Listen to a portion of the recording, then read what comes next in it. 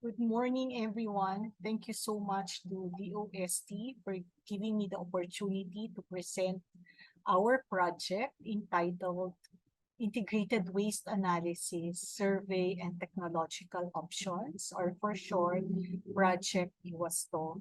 So I am Maria Antonia Entanchuling from the University of the Philippines College of Engineering.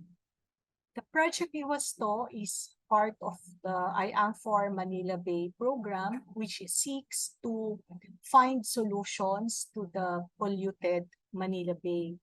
So this project is hinged on the fact that aside from domestic sewage and aside from sewage and effluents, the other major contributor to pollution in Manila Bay are solid wastes. So we often see these reports of trash that are being collected along Manila Bay. And so we want to address that problem. And since Pasig River, which is the main river passing through Metro Manila, and so this is and of course the other rivers in surrounding Manila Bay that are discharging to Manila Bay. So this is the conduit of the wastes which end up in the bay. So we need to address them upstream where the wastes are coming from. So that's the assumption of our project. So we need to have a sustainable waste management. And how do we do this? We need to address it by looking at the upstream activities and looking at the characteristics of this, where the wastes are coming from. We need to look at the practices and what are the economic and technical considerations. And from there, look for appropriate waste utilization technologies. And then this should also be supported by policy and very importantly, the involvement of the community. So all of this would lead to sustainable waste management. So this is the assumption, this is the framework that is being used by Project IWASTO. So given that framework, we had several objectives to address those information gaps that we need to base our decisions on.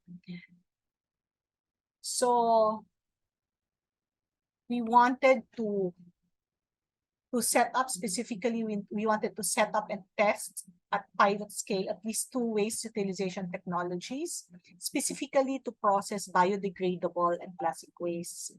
And also on the policy level, we wanted to develop a protocol for DNR to adopt to enforce RA 9003 effectively, and also to systematize information regarding solid waste management.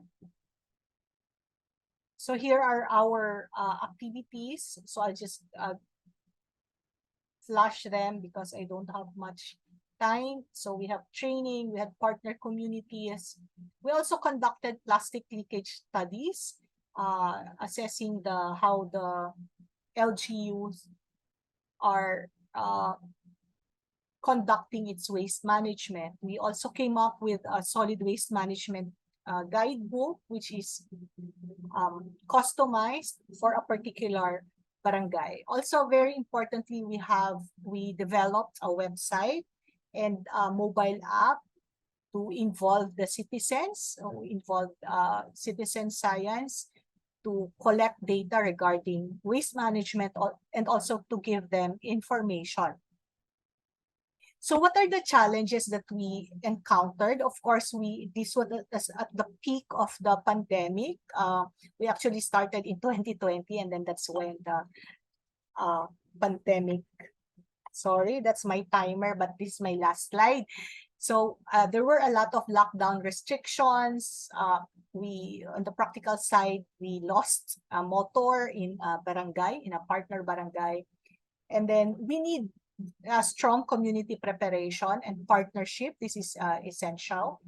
And also the mobile app that we developed and also the website, we are still looking for a host. We're working on that. We need to coordinate with concerned agencies, up to the national government agencies. For the policy recommendations, we still need a follow through on that. And the impacts need to be monitored. And specifically for recycling technologies, for example, we tried to introduce a densifier. There should be a market for the product. It shouldn't stop there in the community. Otherwise, it's not going to be an acceptable technology. So we should ensure its financial sustainability also for it to be effective. So that's it. Again, thank you so much, DOST, for funding this project. Thank you.